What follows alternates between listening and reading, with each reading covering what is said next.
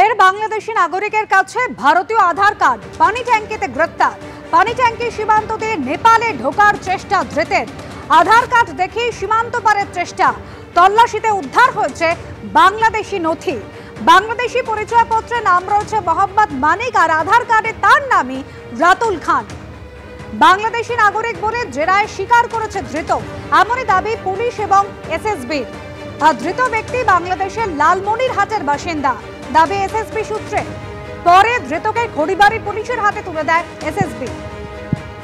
সনদ ঝা আমাদের প্রতিনিধি রয়েছেন আমাদের সঙ্গে। সনদ, কিভাবে ধৃতের কাছে ভারতের পরিচয়পত্র, ভারতের আধার কার্ড এলো? হ্যাঁ দেখো, যেটা হচ্ছে গতকালকে যখন এসএসবি এই যে কোন কার্ডটি চেক করে, যে একটা আধার কার্ড দিয়ে এই মোহাম্মদ মানিক সে নেপালে যাচ্ছিল, তখনই তাদের সন্দেহ হয়। তারপরে জিজ্ঞাসাবাদে সে স্বীকার করেছে বাংলাদেশের নাগরিক। তারপরে এসএসবি যেটা খড়িবাড়ি থানাতে এই ছেলেটিকে কি বলে সঁপে দেয়, এবং তারপরেই তদন্তে দেখা যায় যে আধার কার্ডটি সে দেখিয়েছিল, সে আধার কার্ডটিও কিন্তু জাল আধার কার্ড। এবং কিভাবে এই জাল আধার কার্ড সে বানিয়েছে, পুলিশ একটা তদন্ত শুরু করেছে। আজকে দুপুরে সেটা শিলিগুড়ি মহকুমা আদালতে তোলা হয়।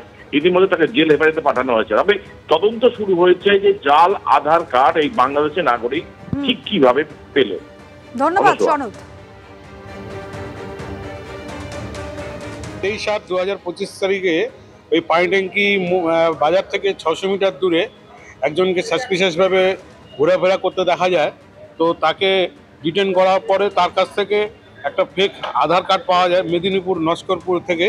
তার পরবর্তীকালে ওনাকে জেরা করে উনি স্বীকার করেন উনি বাংলাদেশি। উনি ওই লালমোহন হাট জায়গা থেকে তিনি এসেছেন এবং এখানে আগে টেলারের কাজ করতেন। তারপরে তাকে অ্যারেস্ট করে এবং তার আধার কার্ড দেখা যায় চাল, তাকে অ্যারেস্ট করে আজকে 14 ফরেনার্স অ্যাক্টে তাকে প্রডিউস করা হয়েছে এবং তার জেল কাস্টাডি হবে। এটাই হলো ব্যাপার। এসআইআর নিয়ে এই বিতর্কের আবহেই এবার দেগঙ্গায় ভোটার তালিকায় কারচুপির অভিযোগ। বিজেপি অভিযোগ করছে যে কোথাও যেটা হয়েছে যে মামা দেখিয়ে, অর্থাৎ দূর সম্পর্কের মামাকে বাবা বানিয়ে ভোটার হয়েছেন কেউ, বিজেপি অভিযোগ করছে। আবার কোথাও শ্বশুরকে বাবা দেখানো হয়েছে ভোটার তালিকায় এবং সেভাবে নাম তোলা হয়েছে, এমনটাই অভিযোগ। শ্বশুরকে বাবা বানিয়ে ভোটার তালিকায় নাম তোলায় অভিযুক্ত 10 জন। দেগঙ্গার কলসুর পঞ্চায়েতের 253 নম্বর বুথে ভুরি ভুরি কারচুপির অভিযোগ সামনে এসেছে।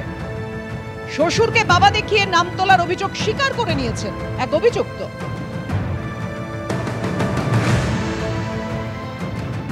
আজের গাজী হচ্ছে কি আমার শ্বশুর, ওটা নামের ভুল এসেছিল, ওটা সংশোধন করেছি আমরা।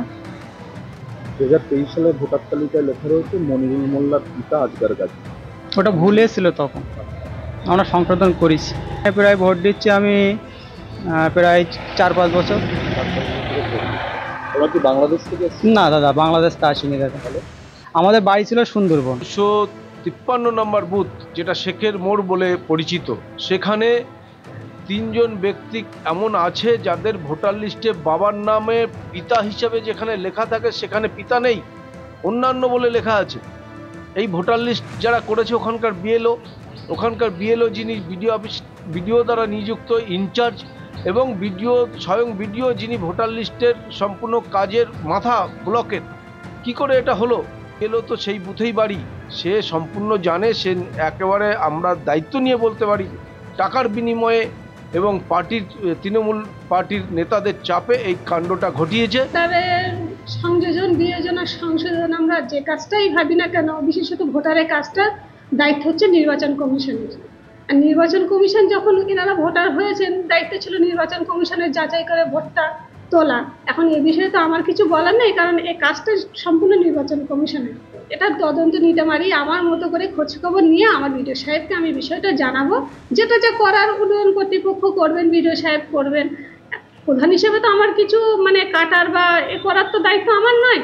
তা আমার যখন নলেজে এসছে বিষয়টা, আমি আমার খোঁজ নিয়ে আমি আমার বিডিও সাহেবকে বিষয়টা জানাবো। আমাদের যে নির্দেশটা ছিল, শুনুন, আমাদের যে নির্দেশটা ছিল সেই নির্দেশ অনুযায়ী আমি কাজ করেছি।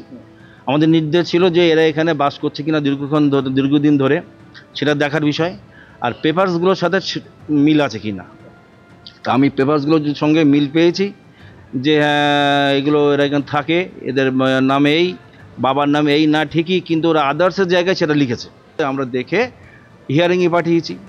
ঠিক আছে, হিয়ারিংয়ে যেটা হয়েছে সেটাই তো ফাইনাল, এই আর কি। এইভাবে ওরা ভোটার হয়েছে বললে আমরা নিশ্চয়ই ইমিডিয়েট ব্যবস্থা নেব, অ্যাকশন নেব।